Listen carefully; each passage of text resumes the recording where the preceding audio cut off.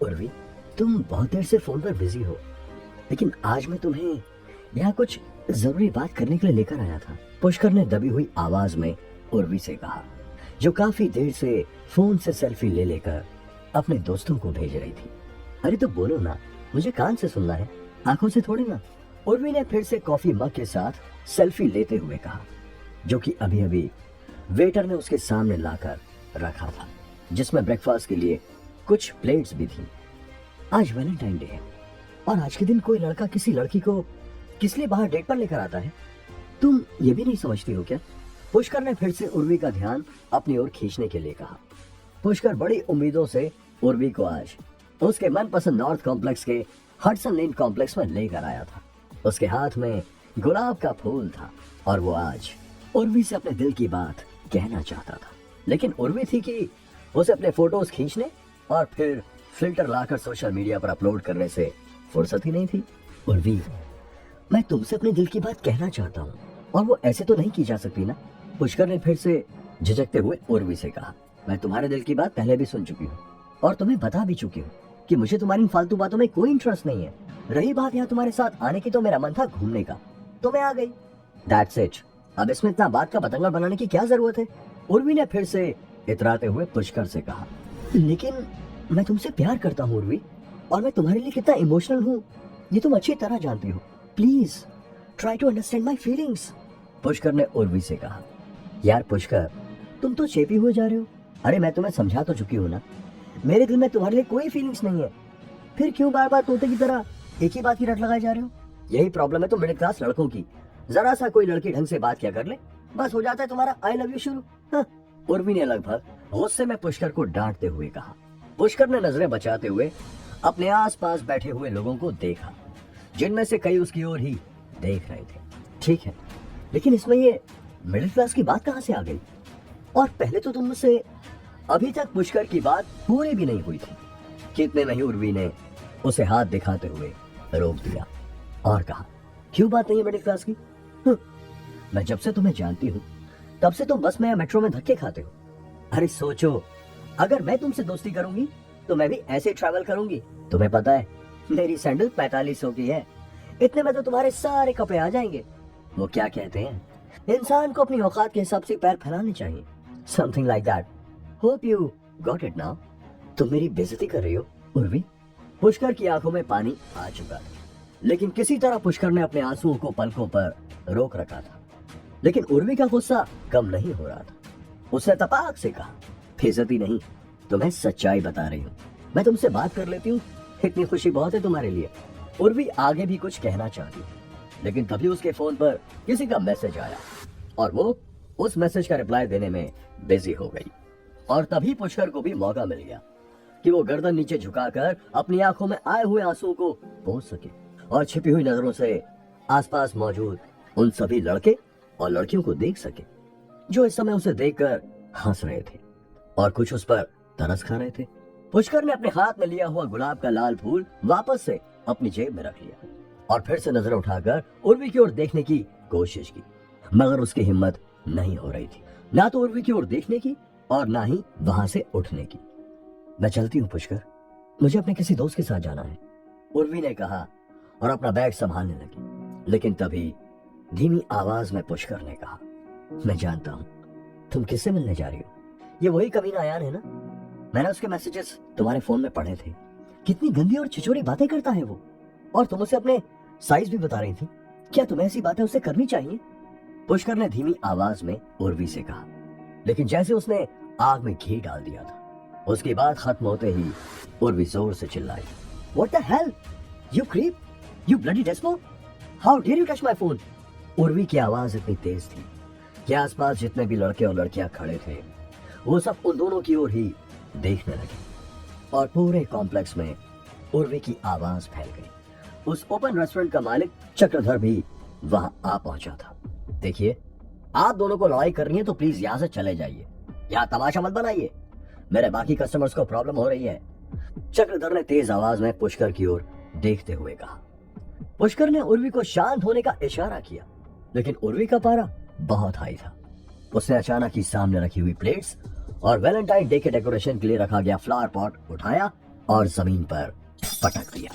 तुम आज के बाद अपनी शक्ल भी मुझे मत दिखाना, समझे? उर्वी ने चिल्लाते हुए कहा और चल पड़ी। पुष्कर भी उर्वी के पीछे पीछे चलते हुए चिल्लाया, उर्वी रुक जाओ, रुक जाओ, तुम मुझे गलत समझ रही हो। पुष्कर दौड़ते हुए उर्वी के पीछे जाने के लिए आगे बढ़ा ही था कि तभी चक्रधर ने उसका हाथ पकड़कर खींच लिया और चिल्लाते हुए कहा, अरे तू कहाँ जा रहा है बे? ये जो सामान टूटा है उसका पैसा तेरा बाप देगा। तमीज से बात करो, तुम ऐसे कैसे बात कर रहे हो मुझसे? पुष्कर ने अपना हाथ चक्रधर से झड़कते हुए कहा, तमीज के साथ ही ऐसा चाटा मारूंगा ना, अकल ठिकाने आ जाएगी तेरी। साले 1.5 पसली तू सिखाएगा मुझे तमीज? पैसे निकाल मेरे। चक्रधर आगे बढ़ा और पुष्कर को गले से पकड़कर बोला।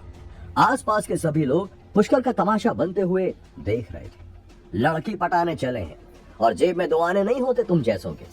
तू यहाँ से जाएगा नहीं जब तक मेरे पैसे नहीं देगा, समझा? चक्रधर ने पुष्कर को गले से खींचते हुए कहा, अभी मेरे पास पैसे नहीं है और तू मेरी शर्ट छोड़ दे वरना अच्छा नहीं होगा।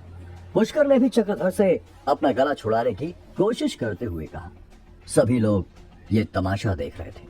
पुष्कर को बड़ी ही बेइज्जती महसूस हो रही थी।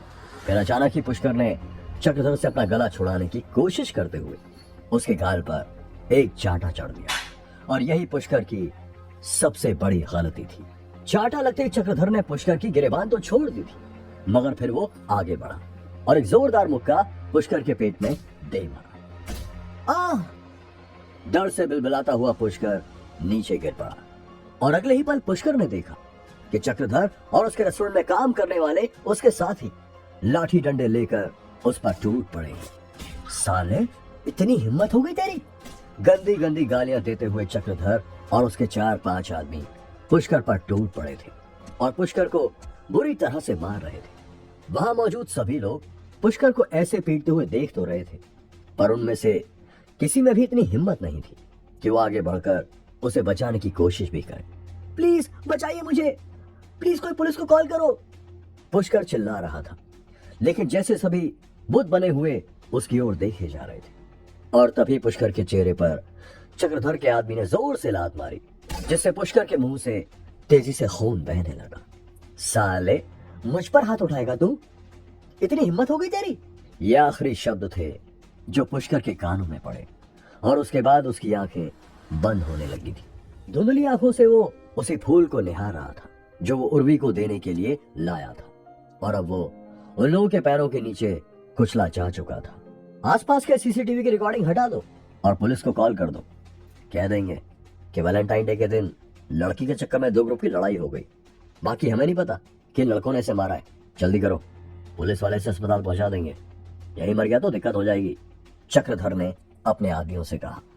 इस घटना के लगभग 2 महीनों के बाद, हे महादेव, ये क्या है? मेरा पूरा शरीर लाल क्यों होता जा रहा है? ओह नहीं नहीं, क्या मैं जल रहा हूँ? पुष्कर बाथरूम के शीशे के सामने खड़ा हुआ अपने शरीर को लाल रंग में बदलते हुए देख रहा था। पुष्कर आज फिर उसी कॉम्प्लेक्स में अपनी पुरानी स्कूल की दोस्त श्रावणी के साथ आया था, लेकिन यहाँ तो फिर से उसे वो ही दिन याद आ गया था। पुष्कर का मन इतना दुखी था कि वो भागकर टॉयलेट में आकर छुप गया, लेकिन जैसे ही पुष्कर ने बाथरूम के मिरर में अपना चेहरा देखा तो वो शॉक हो गया। अचानक ही उसे अपने शरीर में एक अलग ही प्रकार का बदलाव देखने को मिल रहा था। सांप, सांप, उफ, नहीं मुझे छोड़ दो, कहां से आए हो तुम? ये क्या हो रहा है मुझे? अचानक ही पुष्कर को अपनी छाती और नाभि से 2 सांप निकलते हुए दिखाई दिए, जिनमें से काले और एक नीले रंग का था। ओम ओम ओम, ये शब्द पुष्कर के मुंह से ही निकल रहे थे, मगर आवाज उसकी नहीं थी। तेजी से फुंकार मारते हुए वो दोनों सांप उसकी आंखों के सामने नाचने लगे। ये क्या हो रहा है मुझे? तुम कौन हो? मुझे बताओ प्लीज, क्या तुम्हें मेरे महादेव ने भेजा है? पुष्कर महादेव का भक्त था, लेकिन उसने ये कभी नहीं सोचा था कि एक दिन उसके शरीर में इतने खौफनाक बदलाव के साथ साथ उसके अंदर से ओम की ध्वनि भी आने लगेगी। बाहर से दरवाजा पीटने की जोर जोर से आवाज आ रही थी। ये श्रावणी की आवाज थी जो जोर जोर से चिल्लाते हुए कह रही थी, पुष्कर क्या हो गया तुम्हें? क्या तुम्हारे अंदर हिम्मत नहीं है? ऐसे छुपकर भागने से तुम्हें कुछ हासिल नहीं होगा। उधर बाथरूम के अंदर पुष्कर शीशे के सामने खड़ा था और अपने शरीर पर उभर रहे नीले और काले रंग के बेहद डरावने सांपों की ओर देख रहा था। पुष्कर ने मिरर में देखा कि उसकी आंखें लाल हो चुकी थी, जैसे कि उनमें किसी ने खून की बूंदें डाल दी हो। उसके दिल की धड़कनें तेज होती जा रही थी, पैर कांपने लगे थे। और हो भी क्यों ना, अपने शरीर पर ऐसे डरावने सांपों को देखकर कौन चीख पुकार नहीं करने लगेगा। फिर अचानक ही पुष्कर की आंखें फैलने लगी और उसने देखा कि उसके दोनों कंधों पर वो दोनों सांप फर उठाए सामने की ओर ही देख रहे थे। पुष्कर सामने के मिरर में उन सांपों को अपनी ओर देखते हुए देखकर बुरी तरह से डर रहा था। पुष्कर, तुम बाहर आते हो या मैं सिक्योरिटी को बुलाकर इस गेट को तोड़वा दूं? आज पूरे 2 महीने बाद तुम अपने पैरों पर खड़े हो पाए हो। कॉलेज एग्जाम्स कुछ ही दिन में स्टार्ट होने वाले हैं। ऐसे डरपोक की तरह हर बात पर बाथरूम में छुप जाओगे तो कैसे चलेगा? और तुम अंदर बैठकर ना जाने क्या कर रहे हो? क्या मुंह दिखाओगे तुम अपने परिवार को? तुम बाहर आते हो या नहीं? श्रावणी ने तेज आवाज में पुष्कर को धमकी देते हुए कहा। लेकिन पुष्कर के कानों में श्रावणी की यह आवाज पड़ ही नहीं रही थी। वो तो इस समय उन सांपों की आंखों में देख रहा था जो सीधे उसकी ओर ही घूर रहे थे। अचानक ही पुष्कर ने उनमें से काले सांप की आंख में घूरा और पुष्कर के सामने का नजारा ही बदल गया। उसने देखा कि वो खुद एक पहाड़ की चोटी पर खड़ा हुआ है, जहां ऊपर आकाश से सांपों की बारिश हो रही थी जो नीचे खाई में गिरते जा रहे थे। फुंकारे मारते हुए सांप नीचे गिरकर खाई में इकट्ठे हो रहे थे। ये बहुत ही डरावना सीन है। पुष्कर की सांसें फूल रही थी। वो वहां से हटना चाहता था, लेकिन तभी उसने ध्यान दिया कि उसके पैरों के नीचे की चट्टान धीरे धीरे जमीन में धंस रही है और वो खाई की ओर बढ़ रहा है। नहीं नहीं, मुझे बचाओ, बचाओ मुझे, ये क्या हो रहा है? रोको इस चट्टान को। लेकिन चट्टान नीचे धंसती ही जा रही थी और पुष्कर और सांपों के बीच की दूरी खत्म होती जा रही थी। पुष्कर कहाँ है और उसके साथ क्या हो रहा है? वो काले सांप कहाँ से आए थे?